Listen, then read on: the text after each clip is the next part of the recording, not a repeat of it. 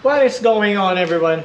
Well, ngayon sasabihin natin ngayon yung mga experience natin dito sa Cafe 400 na masasama naman. Mga bad things naman about dito sa ating Cafe 400. Well, lahat naman talaga ng motor, wala namang perfecto motor para sa atin kasi nga walang manufacturer na gagawa ng mga gusto talaga natin at lahat ng gusto natin ay isasalpak sa isang motor.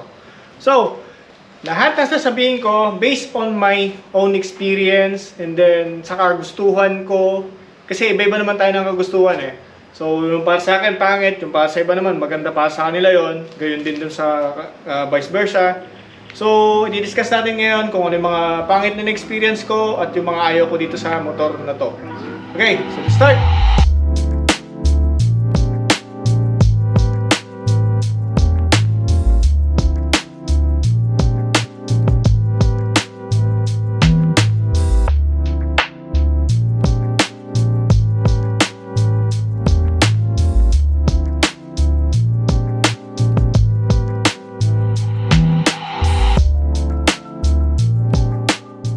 Well, una sa lahat, takbo natin by now is 3,223 kilometers. Bata pa nga to, ika nga. Kasi nga, maliit pa yung natatakbo niya. Umpisan tayo ngayon sa pagkabili ko na ito. Pagkabili ko na ito, medyo gumigewang siya.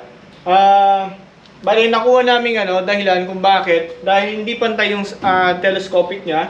Hindi siya pantay yung pagkakalagay, pagkakahigpit or sa pagkaka-install nila.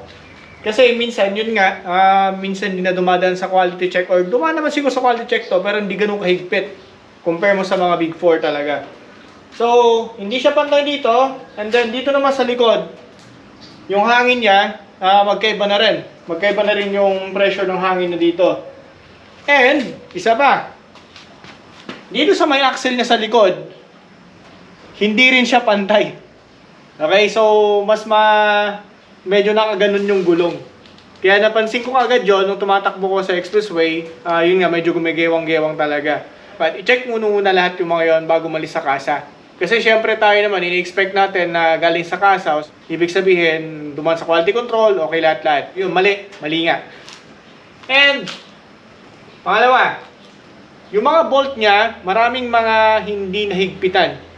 Sobrang dami. Lahat, including yung mga engine bolts at saka yung mga dito sa mga, especially mga bolt dito sa tawag nito, sa may oil storage niya, sa may pan niya. Oil pan niya dito. Yun, kulang pa nga ako actually ng isang bolt. So, nilagyan ko na rin lang. Double check lahat-lahat nga yung mga yon. And, syempre, isa pa ngayon ko, yung motor star nga dito. Ayoko lang talaga kasi yung design.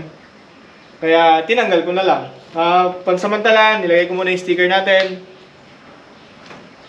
And of course, yung sa Cafe 400. Kasi medyo parang yung sticker niya kasi parang binili lang dyan sa kanto eh. Parang gano'n. Okay. Isa pa. Itong bolt dito na to, nilagay ko lang to. Drinil ko na lang yung nut doon sa loob. Winelding ko na lang yung nut doon sa loob, tapos drill ko na lang to para magkaroon ng butas para mailagay itong bolt na to.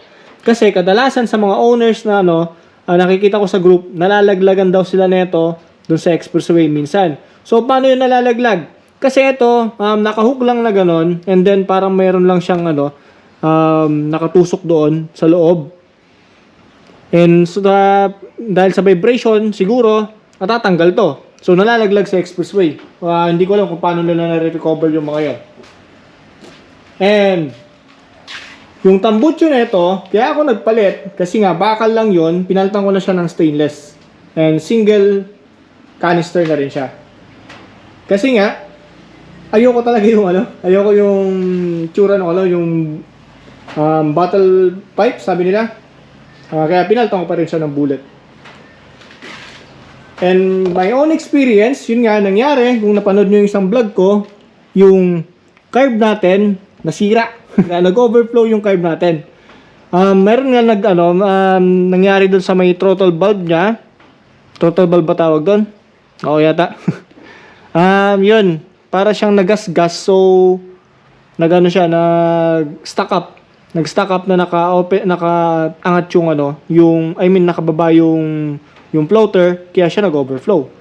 Based on my own, sabi ko nga, yung sa may Monobella naman, sobrang taas niya para sa akin, kaya ako pinalitan din to, dahil nga para siyang lumilipad na lalo. Kasi yung sitting position mo, nakaangat na. Nakaangat ka na nga, naka-straight ka na nga, tapos nakaangat pa yung kamay. So, parang ang saranggolay ka nga pagdating sa expressway. And tong fender natin, front fender natin, tinabas ko din to kasi masyado siyang malaki para sa akin. Parang bigat tignan eh. Parang siyang masyadong bulky. Kaya ako kinat na rin. Pero gusto ko rin syempre yung mahaba-haba kasi para iwas talsik na rin doon. Yung side mirror natin, tinanggal ko na, pinalitan ko ng bar end. Kasi nga, yung stock na side mirror natin, ang hirap niyang i-twist para siyang mababasag kapag ka-twist natin. And, sabi nga nung ibang mga owners din, natatanggal daw yung mismong mirror niya. So, sobrang, yun nga, medyo substandard nga yung nailagay na Ano pa ba yung mga experience natin, medyo pangit dito sa na to. Vibration, okay naman, para sa akin. Para sa akin yung vibration, tolerable naman eh. Especially kapag kagaling ka sa mga motor na like ito, yung sa Barako. Diba? Kung nagmumotor ka na ng mga basic bike or mga pantra, sabi nga nila, mga patrabaho. Yun. Kumbaga na yun eh. Basic na ika nga yung sa vibration na nararamdaman natin. Saba, yung sa may clutch natin, itong clutch natin mismo, sobrang tigas. Okay? Kaya naman. Kaya naman ng mga muscles natin, kumbaga. Pero matigas to i-compare mo sa ibang motor talaga. Yan. So, medyo matigas lang talaga siya. And then, fully kailangan mo talaga na full na grip talaga. I-grip mo talaga siya ng full para at least pumasok yung gear natin. Sinubukan ko kasi i-adjust ito na medyo gusto ko yung tipong ganyan lang sana yung pagkaka-grip niya. Hindi pumapasok yung mga gearings niya. So baka masira pa lalo yung mga gear natin, binalik ko na lang sa ganun. Yung iba naman, naglalagay sila ng extension dito para pinapahaba nila to para madali nga daw pihit yung clutch. Pero may mga naririnig din kasi ako na hindi nga daw advisable yun, nakakasira daw ng mga clutch lining. So hindi ko na rin lang ginawa. Kumbaga, bago tayo bumili ng ganito, sumali tayo sa mga group na ito, tingnan natin yung mga good and bad things na nangyayari sa motor na to para at least hindi tayo mabigla. And kapag sabihin natin na mumurahin kasi, sirain, ganito. Hindi. Okay. Awa ng Diyos, sa ilang buwan ko na rin sa bagay, for 3,200 pa lang naman natatakbo, yun pa lang naman yung experience kong nasira, kumbaga. Yung naging palya ko, minsan, yung carb lang niya. Yun lang naman. Okay. Dito naman sa gulong, para sa akin, okay naman na to, yung dulas, kaya namang i-handle. Siyempre, kung may pambili naman ng mas maganda, pagka papalitan na rin lang natin na medyo mas maganda-ganda mga tire natin talaga. And, kung medyo sinasabak mo sa off-road yung mga motor natin, ito okay na to. Goods na to. 18 tsaka 19 yung size natin sa front. Kasi yung iba nagpapalit ng 17. Though gusto ko rin naman talaga yung 17, magpapalit din talaga ako. Huwag mo na ngayon, pupudpurin ko muna. Magpapalit na rin lang ako noon for better handling, especially sa high speed. Sa expressway, mas maganda pagka nagpalit na rin lang. Of course, ang ayaw ko din dito, sana, pero syempre tataas ang presyo na ito pagka ginawang ganun. And may mga alternatives naman tayo na bilhin, kumbaga, like yung Bristol, di ba? Yun yung mga naka-disc brake, sana naka-disc brake na to, with EBS sana, yun nga, naka-drum brake, and disc brake nga sa harap, pero wala pa rin siyang EBS. So for the 400cc category, sana ginawa man lang, may disc brake man lang sana. And may experience pa ako dito, isa, yung busina ko minsan nawala. Doon, sabi lang naman sa akin, yun nga, higpitan lang, luwagan lang yung tornilyo na dito, niluwagan ko lang, and then okay na. Yun lang. Yung buttons na to, nagkaroon siguro ng ground, hindi siya mag-switch nung nakaraan, kapag ka nagagalaw-galaw na ganyan, namamatay din yung ilaw. Pero, I don't know, binugahan ko lang ng WD-40, okay na siya. Naglagay din pala ako ng rubber dito. Kasi nga, sa may upuan, pagitan ng upuan tsaka tangke. Kasi, gumagasgas yung upuan niya dito sa tangke.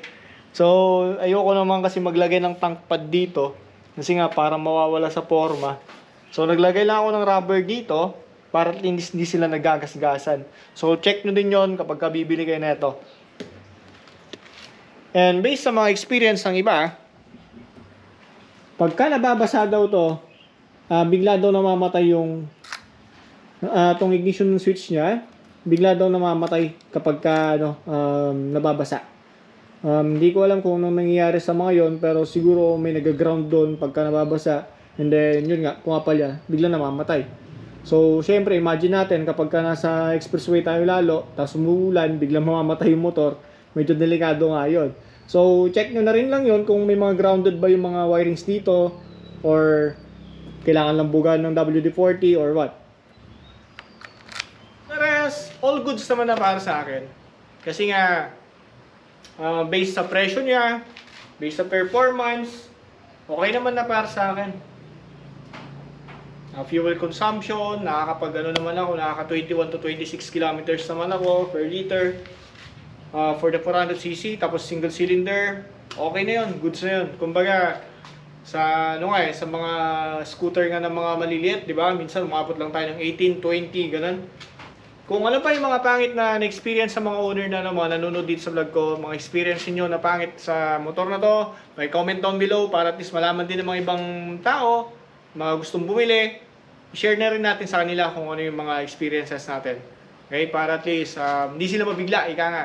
Walang perfectong motor para sa isang tao, kaya minsan nagmo-modify ang mga tao. Hindi natin maiwasan minsan mag-modify kasi nga sa kagustuhan natin maging perfecto itong motor na to para sa atin. Kaya yun, ginagawa natin ng mga modification. Kaya minsan wag natin sisihin yung mga tao na, oh, ba't nyo kasi minimodify? Okay na yan, stay stock, ganun ganon. Kumbaga, gusto lang naman natin maging komportable lalo sa motor natin.